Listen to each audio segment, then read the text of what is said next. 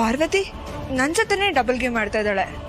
ಅಲ್ಲ, ನನಗೆ ನ್ಯಾಯ ಕೊಡಿಸ್ತೀನಿ ಅಂತ ಹೇಳಿ ನನ್ನೇ ಲಾಕ್ ಮಾಡಿಸ್ತಿದ್ದಾಳೆ. ಇಲ್ಲ ಇಲ್ಲ, ಇಲ್ಲಿದ್ದಷ್ಟು ನನಗೆ ಪ್ರಾಬ್ಲಮ್ ಜಾಸ್ತಿ.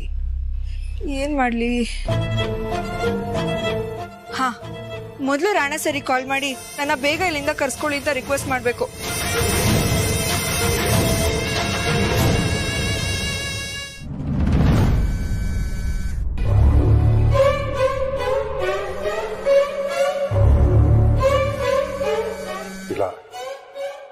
ಇಲ್ಲಾರು ಅವಳ ಫೋನ್ ಸ್ವಿಚ್ ಆಫ್ ಆಗಿರೋದು ನೋಡ್ರೆ ಅವ್ಳು ಗ್ಯಾರಂಟಿ ಎಲ್ಲ ಹೇಳ್ಬಿಟ್ಟಿರ್ತಾಳೆ. ಅಣ್ಣ, ಯಾಕೆ ಯಾವಾಗ್ಲೂ ನೆಗೆಟಿವ್ ಆಗಿ ಯೋಚನೆ ಮಾಡ್ತೀಯ? ಅಲ್ಲ, ಅವಳು ಏನಾದ್ರೂ ಹೇಳಿದಿದ್ರೆ ಇಷ್ಟೊತ್ತಾಗ್ಲೇ ನೀವ್ ಸಿಕ್ಕಾಕೊಂಡಿದೀರಾ ಅಂತ ಸಿಹಿ ಸುದ್ದಿ ಹೇಳಕ್ಕಾದ್ರೂ ಪ್ರೀತು ನಮ್ಗೆ ಕಾಲ್ ಮಾಡ್ತಿದ್ನಲ್ಲ.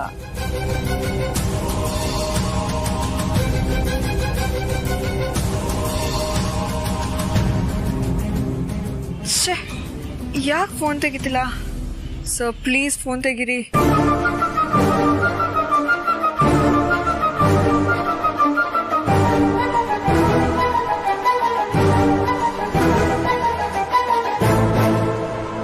ಸರಿ ಬಿಡು, ಇನ್ಮೇಲೆ ಪಾಸಿಟಿವ್ ಆಗಿ ಥಿಂಕ್ ಮಾಡ್ತೀನಿ. ಗುಡ್.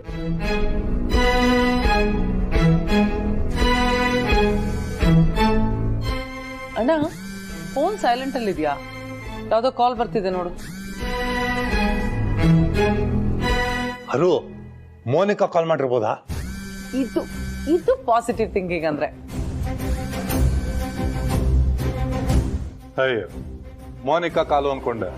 ಯಾವ್ದೋ ಅನ್ನೋ ನಂಬರು. ಯಾವ ಕಂಪ್ನಿದು ಏನೋ. ಛೇ, ಫೋನ್ ಯಾಕೆ ಕಟ್ ಮಾಡ್ತಾ ಇದ್ದಾರೆ? ಏನ್ ಮಾಡೋದೀಗ?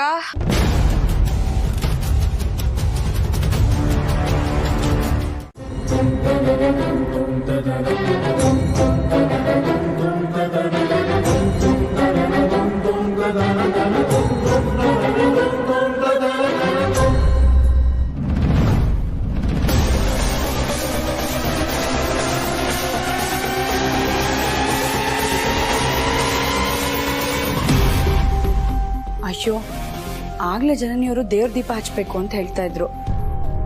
ದೇವ್ರ ಮೇಲೆ ಎಣ್ಣೆ ಖಾಲಿ ಆಗಿದೆಯಲ್ಲ, ಸ್ಟೋರ್ ರೂಮ್ಗೆ ಹೋಗಿ ಎಣ್ಣೆ ತಗೊಂಬಂದು ಕೊಡ್ಬೇಕು ಅವ್ರಿಗೆ.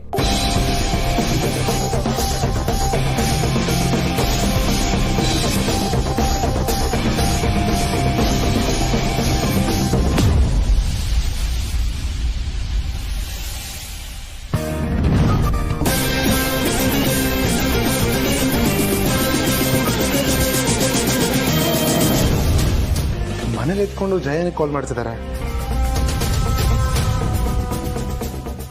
ಹಲೋ ಜಯ, ಹೇಳಿ. ಜಯ ಅಲ್ಲ ಡಾರ್ಲಿಂಗ್, ನಾನು.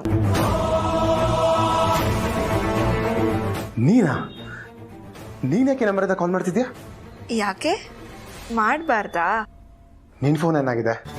ನೀನ್ ನನ್ನ ಹೃದಯ ಕದ್ದಿರೋ ತರ ಯಾರೋ ನನ್ನ ಫೋನ್ ಕದ್ಬಿಟ್ಟಿದ್ದಾರೆ ಪ್ರೀತು. ವಾಟ್? ನಿನ್ ಫೋನ್ ಕದ್ದಿದ್ದಾರಾ? ಅದು ನಮ್ಮನೇಲಿ. ಹ್ಞೂ ಡಾರ್ಲಿಂಗ್, ಅದಕ್ಕೆ ನಂಗೆ ಹೊಸ ಫೋನ್ ಕೊಡಿಸ್ತೀಯಾ? ಯಾಕೆ ಬೇಬಿ, ಫೋನ್ ಕೊಡ್ಸೋಂದಿದ ತಕ್ಷಣ ಏನು ಮಾತಾಡದೆ ಸುಮ್ಮನಾಗ್ಬಿಟ್ಟೆ? ನಿನ್ ಫೋನಲ್ಲಿ ವಿಡಿಯೋ ಇತ್ತು ತಾನೆ? ವಿಡಿಯೋನಾ? ಯಾವ ವಿಡಿಯೋ? ನನ್ನ ಬ್ಲ್ಯಾಕ್ ಮೇಲ್ ಮಾಡಕ್ಕಿಂತ ಇಟ್ಕೊಂಡಿದ್ಯಲ್ಲ, ಆ ವಿಡಿಯೋ.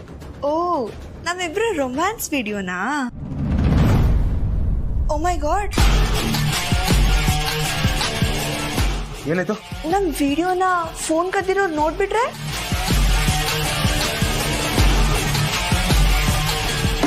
ಗಾಬರಿ ಆಯ್ತಾ ಡಾರ್ಲಿಂಗ್? ಸುಮ್ಮನೆ ಶಾಕ್ ಆಗ್ಲಿ ಅಂತ ಚೋಕ್ ಕೊಟ್ಟೆ ಅಷ್ಟೆ.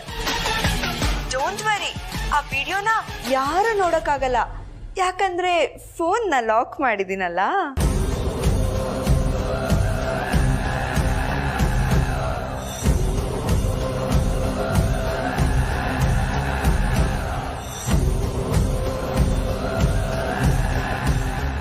ಪ್ರೀತು ಈಗ ಗಿಫ್ಟ್ ಆಗಿ ಫೋನ್ ಕೊಡಿಸ್ಲೇಬೇಕು.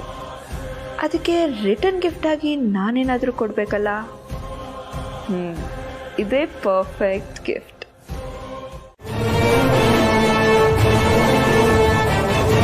ಪ್ರೀತು, ಜನ್ ಇಲ್ಲಿ ಎಷ್ಟು ಕೂಗಿದ್ರು ಆಟೋ ಹಾಕೊಂಡು ಹೊರಟೆ ಆದ್ಲು ಬ್ರೋ. ಯಜಮಾನ್ರೆ ಕಾರ್ ತೆಗ್ರಿ.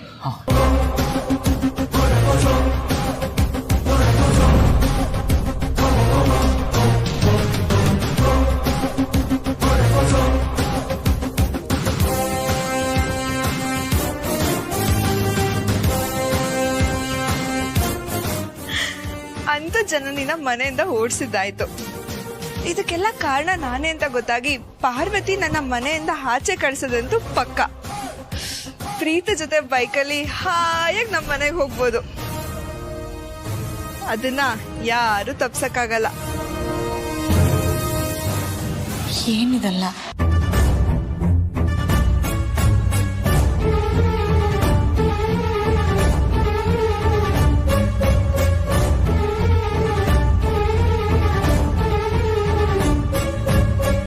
ತನ್ ಗಂಡ ಬೇರೆಯವ್ರನ್ನ ಕಣ್ಣೆತ್ತು ನೋಡ್ಬಾರ್ದು ಅಂತ ಬಯಸೋ ಹೆಂಡತಿಗೆ ತನ್ ಗಂಡ ಬೇರೆಯವ್ರ ಜೊತೆ ಇಷ್ಟು ಸಲ್ಗೆಯಿಂದ ಇರೋದನ್ನ ನೋಡಿದ್ರೆ ಯಾರಕ್ ತಾನೇ ಬೇಜಾರಾಗಲ್ಲ ಹೇಳಿ?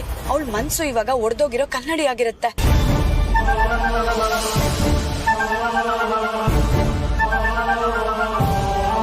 ಈ ವಿಷಯದಲ್ಲಿ ಮೋನಿಕಾಗಿಂತ ನಿಮ್ದೇ ತಪ್ಪು. ಅದಕ್ಕೆ ಮೌನಿಕಾ ಎಂತವಳು ಅಂತ ನಿಮ್ಗೆ ಗೊತ್ತಿಲ್ಲ.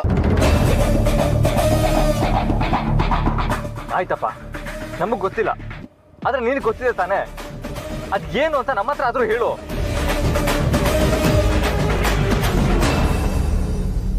ಈಗ್ಲಾದ್ರೂ ನಿಮ್ ಮನ್ಸಲ್ಲಿ ಏನಿದೆ ಅನ್ನೋದನ್ನ ಹೇಳ್ಕೊಳ್ಳಿ. ನಿನ್ ಸೈಲೆನ್ಸ್ ನಮ್ ಇಡೀ ಫ್ಯಾಮಿಲಿ ನೆಮ್ಮದಿ ಹಾಳು ಮಾಡ್ತಾ ಇರೋದು.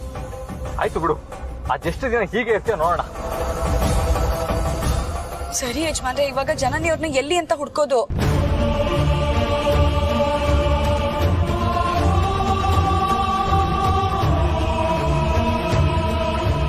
ತವ್ರ ಮನೆಗೆ ಏನಾದ್ರು ಹೋಗಿರ್ಬೋದಾ? ಖಂಡಿತ ಸಾಧ್ಯ ಇಲ್ಲ. ಗಂಡ ಕಟ್ಟಿರೋ ತಾಳಿನ ತೆಗೆದು ತವ್ರ ಮನೆಗೆ ಹೋಗಿ ತವ್ರ ಮನೆ ಮಾನ ಮರ್ಯಾದೆ ಕಳಿಯೋರಲ್ಲ ಅವರು.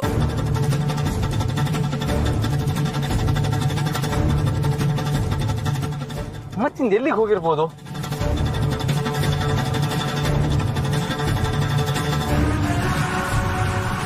ಯಾರು ಅವಮಾನ ತಡ್ಕೊಳಕ್ಕಾಗ್ದೆ ದುಡ್ಕಿ ಏನಾದ್ರು ಬಿಡ್ತು ಅನ್ನಿ ಯಜಮಾನ್ರೆ. ನಮ್ ಜನನಿಯವರು ಆತ್ಮಹತ್ಯೆ ಮಾಡ್ಕೊಳ್ಳೋ ಅಂತ ಹೇಳಿ ಅಲ್ಲ. ಮತ್ ಇನ್ನೆಲ್ಲಿಗೆ ಹೋಗಿರ್ಬೋದು ಅಂತ ಹೇಗೆ ಹುಡ್ಕತ್ ಪಾರು?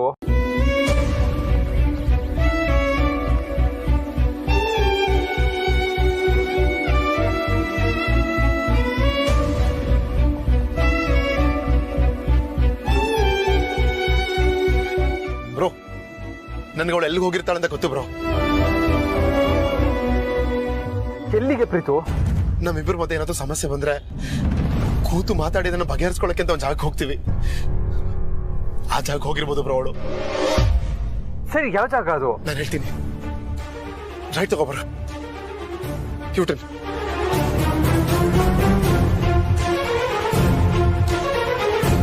ಬ್ರೋ, ಅಲ್ಲಿ ಮುಂದೆ ಹೋಗಿ ರೈಟ್ ತಗೊಳು. ಅಲ್ಲಿ ಹಾ ಬ್ರೋ, ಹಾಗೆ ಸ್ಟ್ರೇಟ್ ಹೋಗು.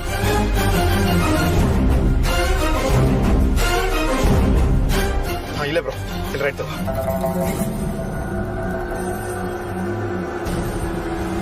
ಬ್ರೋ, ಮುಂದೆ ಹೋಗಿ ನೆಕ್ಸ್ಟ್ ಸಿಗೋ ಲೆಫ್ಟ್ ತಗೋ ಬ್ರೋ.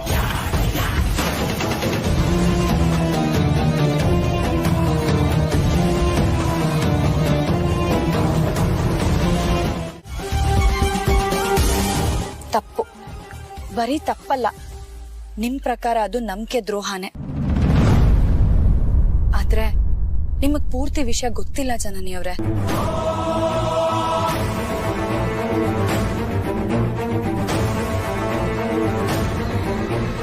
ನಿಮಗ್ ಗೊತ್ತಾಗ್ಬೇಕಾಗಿರೋದು ತುಂಬಾನೇ ಇದೆ.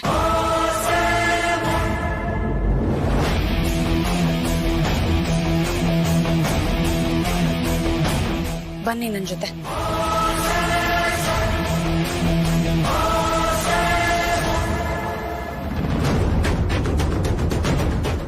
ನಿಮ್ ಗಂಡನ್ ಬಗ್ಗೆ ನಿಮಗ್ ಗೊತ್ತಾಗ್ಬೇಕು ಅಂದ್ರೆ ಇವಾಗ ನೀವು ನನ್ ಜೊತೆ ಬರ್ಲೇಬೇಕು. ಬನ್ನಿ, ನೀವಿಲ್ಲೇ ಇರಿ.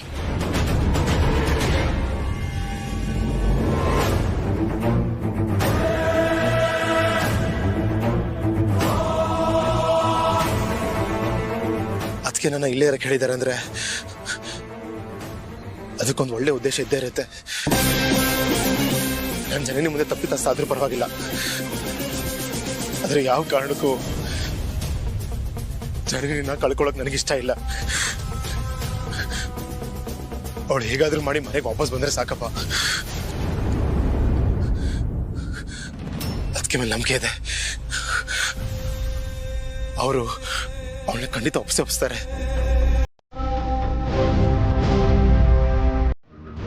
ಮೋನಿಕಾಗೆ ಎಕ್ಸ್ ಲವರ್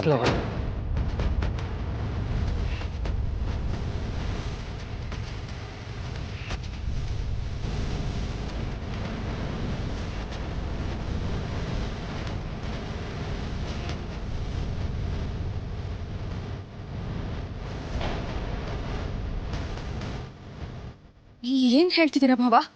ಹಾಗಂತ ನಾವು ಹೇಳ್ತಾ ಇಲ್ಲ ಅಮ್ಮ, ಮೋನಿಕಾ ಹೇಳ್ಕೊಂಡಿದ್ದಾಳೆ. ಆದರೆ ಅದು ನಮ್ಮಿಬ್ಬರಿಗೆ ನಂಬಿಕೆ ಬರ್ತಾ ಇಲ್ಲ. ಯಾಕೆ? ಪ್ರೀತು ನಿಮ್ ತಮ್ಮ ಅಂತನಾ?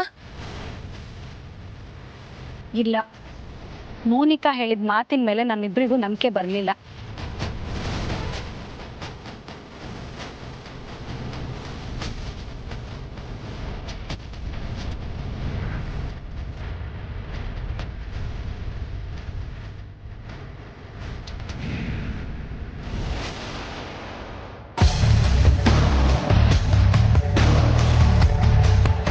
ಎಷ್ಟು ಧೈರ್ಯ ಇದ್ರೆ ಯಾರಿಗೂ ಗೊತ್ತಾಗದೇ ಇರೋ ಹಾಗೆ ಇಲ್ಲಿಗೆ ಬಂದಿದ್ಯಾ ನೀನು?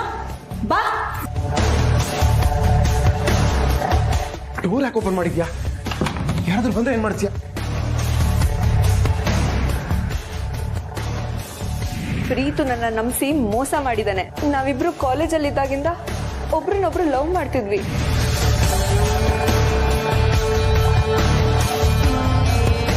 ಇತ್ತೀಚೆಗೆ ನನ್ನಲ್ಲಿ ಆಗಿರೋ ಎಲ್ಲ ತಿನ್ನೋದಕ್ಕೂ ಅವಳೇ ಕಾರಣ. ನಾನು ಇಷ್ಟೊಂದೆಲ್ಲ ಒದ್ದಾಡ್ತಿರೋದು ಅವಳಿಂದಾನೆ.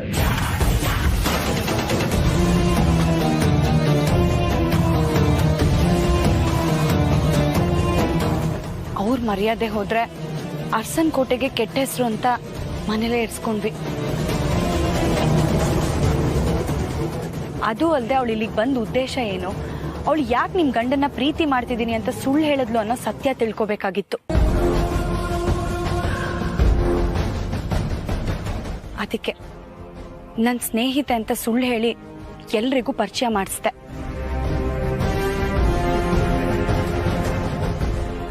ಮತ್ತೆ ಇದನ್ನೆಲ್ಲ ನನ್ನ ಹತ್ರ ಯಾಕೆ ಹೇಳಲಿಲ್ಲ?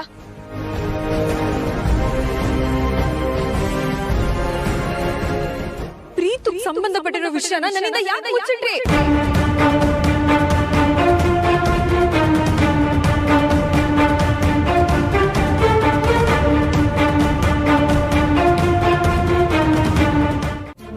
ನಾವೇನಾದ್ರೂ ಹಠ ಮಾಡಿ ಕೇಳಿದ್ರೆ ಅವನು ಟೆನ್ಷನಲ್ಲಿ ದುಡುಕಿ ಜೀವಕ್ಕೇನಾದ್ರೂ ಹೆಚ್ಚು ಕಮ್ಮಿ ಮಾಡ್ಕೊಂಡ್ರೆ ಅಂತ ನಾವಿಬ್ರು ಸುಮ್ಮನಾಗಿದ್ದೀವಮ್ಮ. ನೋಡಮ್ಮ, ನಾವು ಅವನ್ನ ಉಳಿಸ್ಕೋಬೇಕು, ನಿಧಾನಕ್ಕೆ ಅವನ್ನ ತಿದ್ದಬೇಕು, ಸರಿ ದಾರಿ ತರಬೇಕು.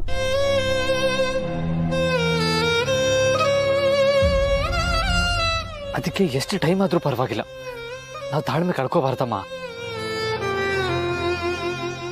ಇದು ನಿನಗೂ ಅನ್ವಯಿಸುತ್ತೆ. ಹಾಗೆ ಈ ವಿಚಾರದಲ್ಲಿ ನಿನ್ನ ಸಪೋರ್ಟ್ ಕೂಡ ನಮಗೆ ತುಂಬಾ ಮುಖ್ಯ ಆಗುತ್ತೆ.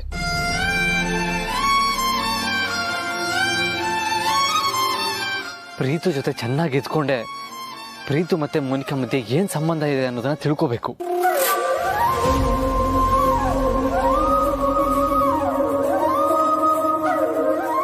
ಅಷ್ಟೇ ಅಲ್ಲ ಜನನಿಯವರೇ, ಆ ಮೋನಿಕಾಯಿಂದನೂ ನಾವು ವಿಷಯನ ಬಾಯಿ ಬಿಡಿಸ್ಬೇಕು. ಆ ಥರ ಸಂದರ್ಭನ ನಾವು ಸೃಷ್ಟಿ ಮಾಡಬೇಕು. ಅದಕ್ಕೆ ಯಜಮಾನ್ರು ಹೇಳ್ದಾಗೆ ನಿಮ್ಮ ಸಹಕಾರನೂ ಬೇಕು.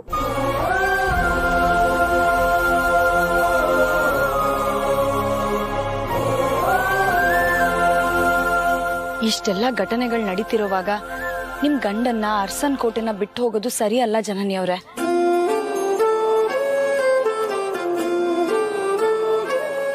ಈಗ ನಿಮ್ ಗಂಡಂಗೆ ಎಲ್ರಿಗಿಂತ ಹೆಚ್ಚಾಗಿ ನಿಮ್ಮ ಅವಶ್ಯಕತೆ ಬೇಕಾಗಿದೆ.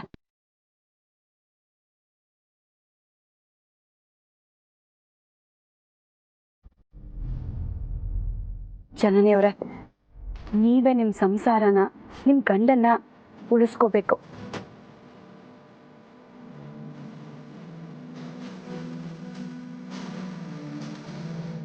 ನಿಮ್ಮ ಗಂಡನ ಅಳಿವು ಉಳಿವು ನಿಮ್ ಕೈಯಲ್ಲೇ ಇದೆ. ಯೋಚನೆ ಮಾಡಿ ಜನನಿಯವರೇ.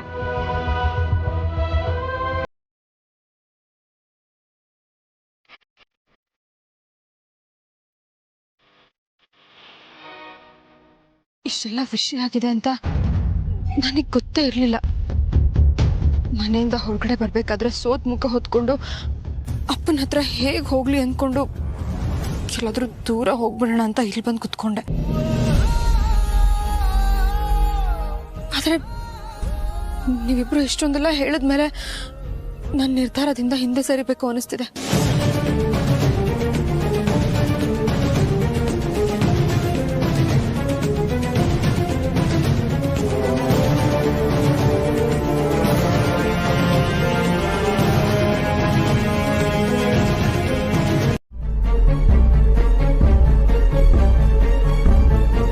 ಜನನಿಗೆ ಮೋಸ ಮಾಡಿದೀನಿ ನಾನು.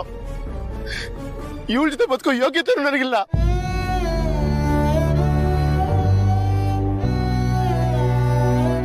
ನಿನಗ್ ಬೇಕಾಗಿರೋದು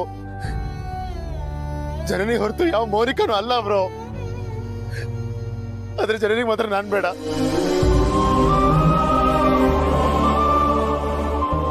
ಅವಳು ಇಲ್ದೆ ನಾನು ಹೆಂಗ್ ಬದುಕಿರ್ಲಿ ಬ್ರೋ?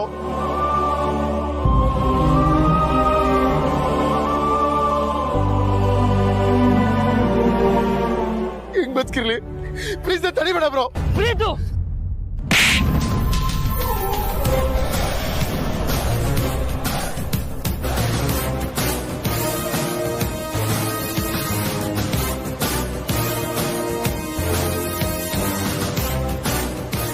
ಹೇಯ್, ನೀನ್ ಸತ್ತೋಗ್ಬಿಟ್ರೆ ನಾವೆಲ್ಲರೂ ನೆಮ್ಮದಿಯಿಂದ ಇರ್ತೀವಿ ಅಂತ ಅನ್ಕೊಂಡಿದ್ಯಾ? ನಮ್ ಬಗ್ಗೆ ನೀನ್ ಸ್ವಲ್ಪನೂ ಯೋಚನೆ ಮಾಡಿಲ್ವೇನೋ? ಹ? ನೀನು ತಪ್ಪು ಮಾಡಿದ್ಯಾ ನಿಜ, ಅದಕ್ಕೆ ಕ್ಷಮೆ ಕೇಳು. ಅದನ್ನ ಬಿಟ್ಟು ಹೇಳಿ ತರ ಸಾಯೋದಿಕ್ ಹೋಗಿದ್ಯಲ್ಲ. ಸತ್ತೋಗ್ಬಿಟ್ರೆ ಎಲ್ಲಾ ಸಮಸ್ಯೆಗೂ ಪರಿಹಾರ ಸಿಗುತ್ತಾ? ಹೇ ಫುಲ್, ಆ ತರ ಏನಾದ್ರೂ ಆಗಿದ್ರೆ ಇಡೀ ಪ್ರಪಂಚದಲ್ಲಿ ಒಬ್ಬ ಮನುಷ್ಯನೂ ಇರ್ತಾ ಇರ್ಲಿಲ್ಲ.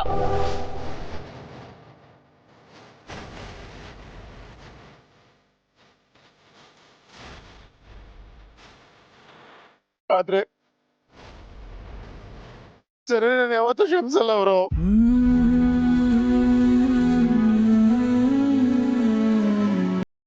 ಹಾಗಂತ ಯಾರು ಹೇಳಿತು? ನಾನು ಹೇಳದ್ಲಾ ಅಥವಾ ನಾನ್ ಹೇಳದ್ನಾ? ಮೊದ್ಲು ಆಗಿರೋ ತಪ್ಪಿಗೆ ಜನನಿ ಹತ್ರ ಮಾತಾಡಿ ಸಾರಿ ಕೇಳು.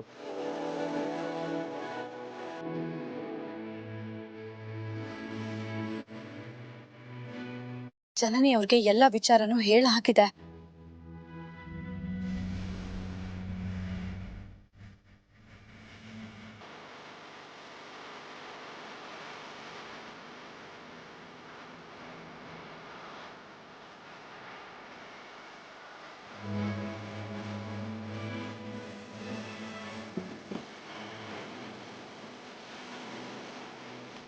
ಪ್ಲೀಸ್ ನನ್ನ ಕ್ಷಮಿಸು ಜನನಿ. ನಿನ್ನ ಬಿಟ್ಟು ಬದುಕೋ ಶಕ್ತಿ ನನಗಿಲ್ಲ. ಪ್ಲೀಸ್ ನನ್ ಬಿಟ್ಟು ಹೋಗ್ಬೇಡ.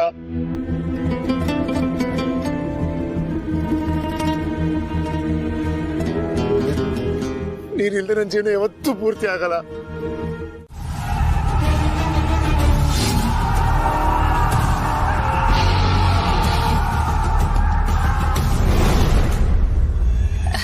ಅತ್ಯಮ್ಮ, ಆ ಥರ ಎಲ್ಲ ಏನೂ ಆಗಿಲ್ಲ. ಅದು ತಾಳಿ ಕೊಂಡಿ ಕಟ್ಟಾಗೋಗಿತ್ತು, ಅದಕ್ಕೆ ಅದನ್ನ ಹೊಸದ್ ಹಾಕ್ಸ್ಕೊಂಬಂದ್ರು. ನಾವಿಬ್ರು ದೇವ್ರ ಮುಂದೆ ನಿಂತ್ಕೊಂಡು ನೀವೇ ಅವ್ರ ಕೊಳ್ಳಿಗೆ ತಾಳಿ ಹಾಕಿ ಅಂತ ಹೇಳ್ತಿದ್ವಿ ಅಷ್ಟೇ. ಹೌದಾ? ಎಲ್ಲಿ ಏನಾಗೋಯ್ತು ಅಂತ ಗಾಬರಿ ಆಗ್ಬಿಟ್ಟಿದ್ದೆ ನಾನು.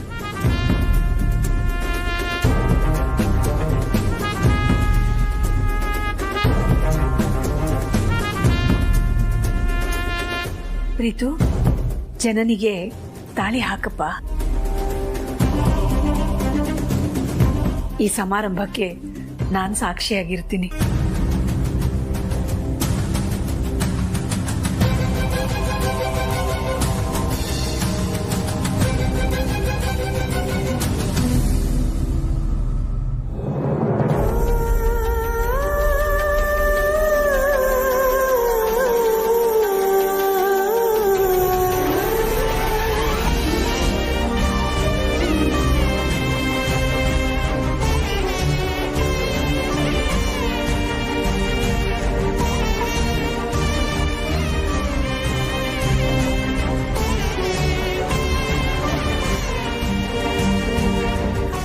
ಇಬ್ರು ದೇವ್ರ ಆಶೀರ್ವಾದ ತಗೊಳ್ಳಿ.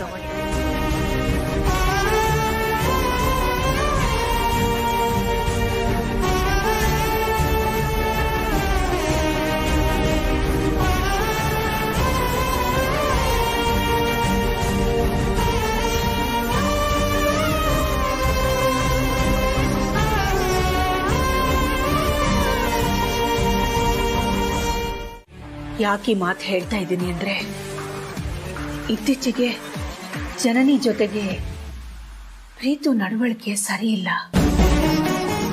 ಅವರಿಬ್ಬರ ಬಾಂಧವ್ಯದಲ್ಲಿ ಮೊದಲಿನ ಮಾಧುರ್ಯ ಇಲ್ಲ ಅನ್ನೋದು ಎಲ್ರಿಗೂ ನಿಚ್ಚಳವಾಗಿ ಕಾಣಿಸ್ತಾ ಇದೆ. ಇಂಥ ಸಂದರ್ಭದಲ್ಲಿ ಆದಿ, ಪಾರ್ವತಿ, ಪ್ರೀತು, ಜನನಿ 4 ಜನ ಹೊರಗಡೆ ಹೋಗ್ತಾರೆ. ಮನೆಗೆ ಬರ್ತಿದ್ದ ಹಾಗೆ ಪ್ರೀತು ಕೈಯಲ್ಲಿ ಜನನಿಗೆ ತಾಳಿ ಕಟ್ಟಿಸ್ತಾರೆ. ಇದನ್ನೆಲ್ಲ ನೆನ್ಸ್ಕೋತಾ ಇದ್ರೆ ಆದಿ, ಪಾರ್ವತಿ ನಮ್ಮಿಂದ ಏನಾದ್ರೂ ಮುಚ್ಚಿಡ್ತಿದಾರ ಅಂತ ಭಯ ಆಗ್ತಿದೆ. ಮಾತ್ರ ಅಲ್ಲ, ಜನನಿ ಪ್ರೀತು ಮಧ್ಯದಲ್ಲಿ ಏನಾದ್ರೂ ಬಿರುಕುಂಟಾಗಿದ್ಯಾ ಅಂತ ಆತಂಕ ಆಗ್ತಿದೆ ರಘು. ಪ್ರೀತು ಪ್ರೀತು ಮಾವ, ನಿಮ್ಮೆಲ್ಲ ಪ್ರಶ್ನೆಗೂ ಅನುಮಾನಕ್ಕೂ ನಾನು ಉತ್ತರ ಕೊಡ್ತೀನಿ. ಆದ್ರೆ ನನ್ಗೊಂದು ಸ್ವಲ್ಪ ಕಾಲಾವಕಾಶ ಕೊಡಿ. ಅಲ್ಲಮ್ಮ, ಅದು ಊಟಕ್ಕೆ ಬನ್ನಿ. ತಾಳಿ ಕೊಂಡಿ ಕಟ್ಟಾಗಿದ್ದು ಯಾವ್ದಾದ್ರೂ ಅಪಾಯದ ಮುನ್ಸೂಚನೆನ ರಘು?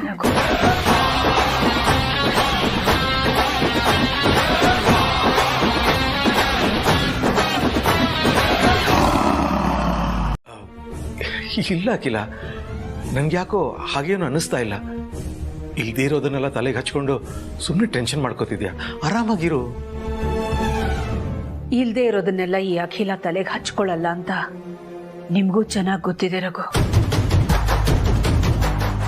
ಆಧಾರ ಇಲ್ಲದೆ ಆರೋಪ ಮಾಡಬಾರ್ದು, ನಿಜ. ಆದ್ರೆ ನನಗೀಗ ಬಂದಿರೋದು ಅನುಮಾನ. ಅದಕ್ಕೆ ಕೇಳ್ತಿದ್ದೀನಿ. ಅದಕ್ಕೆ ನೀವು ಕೊಟ್ಟಂಥ ಉತ್ತರ ನನಗೆ ಸಮಂಜಸ ಅನ್ನಿಸ್ತಾ ಇಲ್ಲ.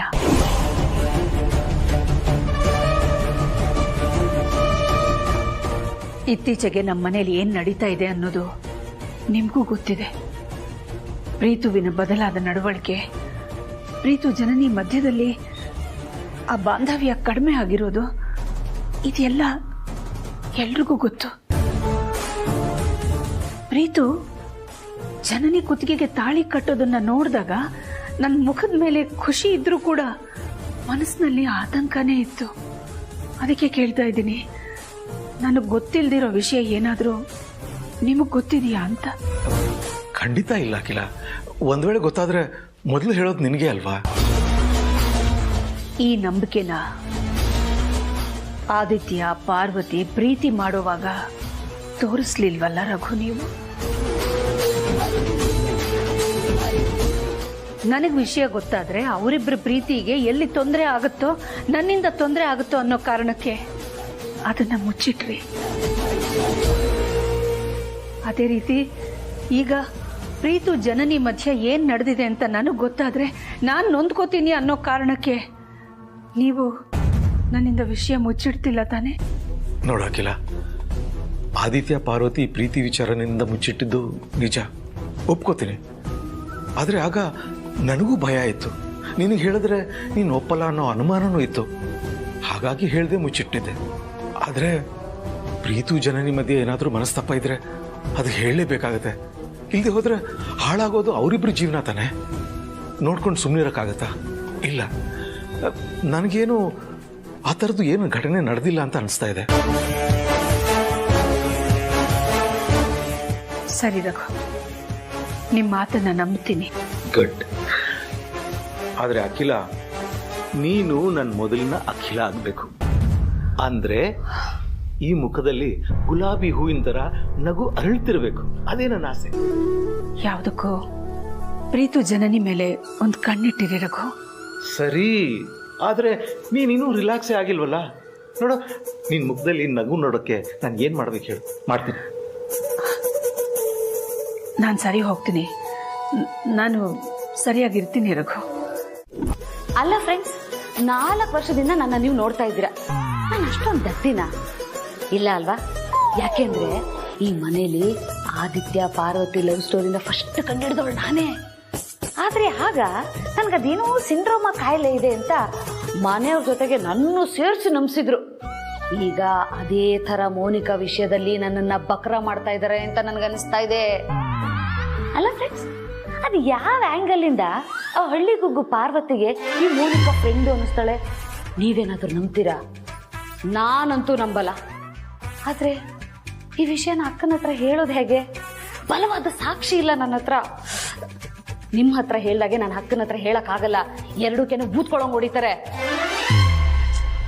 ಹೇಗಾದ್ರೂ ಮಾಡಿ ಆ ಮೋನಿಕಾ ಪಾರ್ವತಿ ಫ್ರೆಂಡ್ ಅಲ್ಲ ಅನ್ನೋದನ್ನ ಸಾಬೀತು ಮಾಡಬೇಕು. ಅದಕ್ಕೆ ಸಾಕ್ಷಿ ಬೇಕು. ನಾನು ಏನ್ ಮಾಡ್ಲಿ ಫ್ರೆಂಡ್ಸ್? ಅಯ್ಯೋ ಜನನಿಯವರೇ, ಜನನಿಯವರೇ, ಯಾರನ್ನು ಹುಡುಕ್ತಾ ಇದ್ದೀರಾ? ಅದೇ ನೀವ್ ಯಾರನ್ನು ಕರೆದ್ರಲ್ಲ. ನಾನು ಕರೆದಿದ್ದು ನಿಮ್ಮನ್ನೇ. ಅಲ್ಲ ಅಕ್ಕ, ನನ್ನನ್ನ ತಂಗಿ ಅನ್ಕೊಂಡು ಹೋಗು ಬಾ ಅಂತ ಕರೀರಿ ಅಂದ್ರೆ ಇನ್ನು ನನ್ನನ್ನ ಜನನಿಯವರೇ ಹೋಗಿ ಬನ್ನಿ ಅಂತ ಕರಿತಾ ಇದ್ದೀರಲ್ಲ. ಅಭ್ಯಾಸ ಬಲ, ಹಾಗೆ ಕರೆದ್ಬಿಟ್ಟೆ. ಕ್ಷಮಿಸ್ಬಿಡು ಜನನಿ. ಪರವಾಗಿಲ್ಲ, ಅದೇನ್ ಹೇಳಿ ಅಕ್ಕ.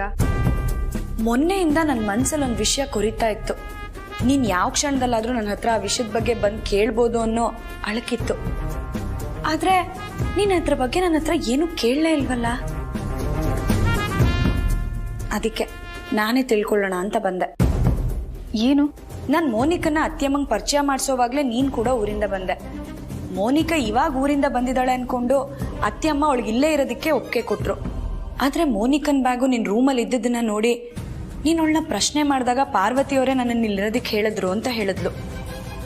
ನೀನ್ ಬಂದು ನನ್ನ ಹತ್ರ ಕೇಳಿದಾಗ ನನ್ಗೇನು ಹೇಳಬೇಕು ಅಂತಾನೆ ಗೊತ್ತಾಗ್ಲಿಲ್ಲ.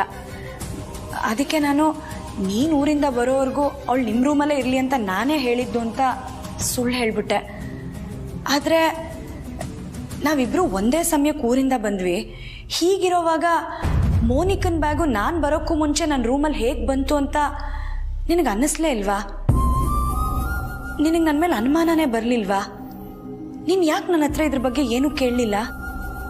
ನಿಜ ಹೇಳ, ನಿನಗೆ ಸುಳ್ಳು ಹೇಳೋದಕ್ಕೆ ಬರಲ್ಲ ಅಂತ ನನಗೆ ಗೊತ್ತು. ನೀವ್ ಹೇಳಿದ್ರಲ್ಲ ನಿನಗಂಥ ಯೋಚನೆನೇ ಬರ್ಲಿಲ್ವಾ ಅಂತ. ಆಕ್ಚುಲಿ ಅಂತ ಯೋಚನೆಗಳು ಬರೋದು ಯಾವಾಗ ಗೊತ್ತಾ? ಮನುಷ್ಯನ ಮೇಲೆ ನಂಬಿಕೆನೇ ಇಲ್ಲದೆ ಇದ್ದಾಗ. ಆದ್ರೆ ನಾನು ನನಗಿಂತ ಹೆಚ್ಚಾಗಿ ನಿಮ್ಮನ್ನ ನಂಬ್ತೀನಿ. ಅದಕ್ಕೆ ನನಗ ಯೋಚನೆನೇ ಬರಲಿಲ್ಲ. ನನ್ನ ಮೇಲೆ ಇಷ್ಟು ನಂಬಿಕೆ ಇಟ್ಕೊಂಡಿದ್ಯಲ್ಲ, ನಾನು ಯಾವಾಗಲೂ ಅದಕ್ಕೆ ಋಣಿಯಾಗಿರ್ತೀನಿ.